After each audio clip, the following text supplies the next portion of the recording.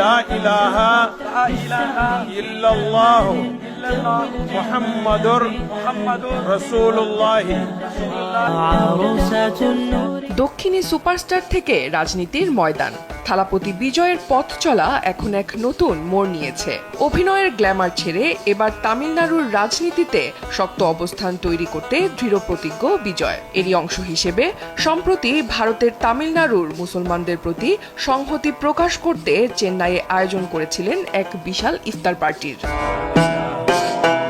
৭ March চেন্নাইয়ের রোয়াপোট্টা এলাকার YMCA মাঠে বিজয়ের রাজনৈতিক দল তামিঝাগা ভেট্রি কাজাগামের উদ্যোগে আয়োজন করা হয় এই ইফতার মাহফিলের।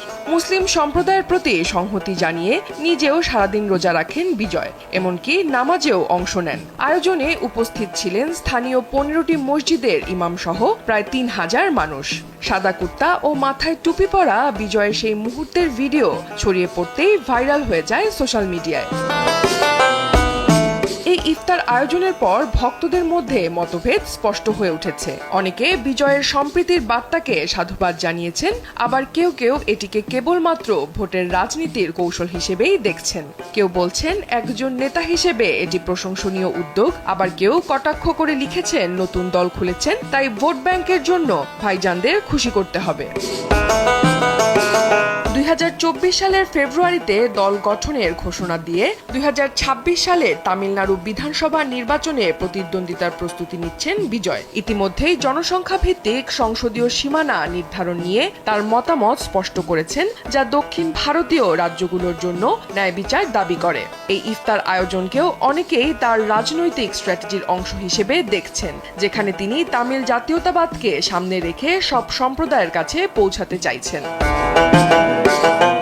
রাজনীতির পাশাপাশি বিজয় এখন ব্যস্ত তার নতুন সিনেমা জানা নায়াগান নিয়ে। তবে এটি হয়তো বিজয় অভিনীত শেষ সিনেমা। রাজনীতির জন্য সিনেমা থেকে বিদায় নেয়ার সিদ্ধান্ত নিয়েছেন বিজয়। তিনি ঘোষণা করেছেন জানা নায়াগান তার 69তম সিনেমা এবং এটি হবে তার শেষ সিনেমা। এই সিনেমায় একজন রাজনীতিবিদ চরিত্রে দেখা যাবে বিজয়কে। রাজনীতি নির্ভর এই সিনেমায় কাজ করতে গিয়ে বিজয়ের মনে হয়েছে মানুষের জন্য কিছু করার জন্যই তার অভিনয় জীবন শেষ করা উচিত। এই ভাবনা থেকেই সিনেমা ছাড়ার সিদ্ধান্ত নিয়েছেন বিজয়।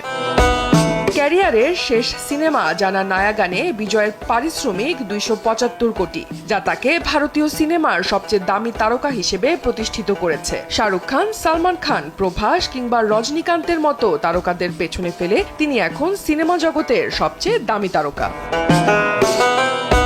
উল্লেখ্য, বিজয় থালাপতির পুরো নাম জোসেফ বিজয় চন্দ্রশেখর। 1992 সালে নালাইয়া থেরপু সিনেমার মাধ্যমে বিজয় নায়ক হিসেবে পথ চলা শুরু করেন। তবে তার প্রথম বড় ব্রেক আসে 1996 সালে পুভ উনাকাগ্গা সিনেমার মাধ্যমে। এরপর একের পর এক হিট সিনেমা দিয়ে তিনি দর্শকের মন জয় করেন।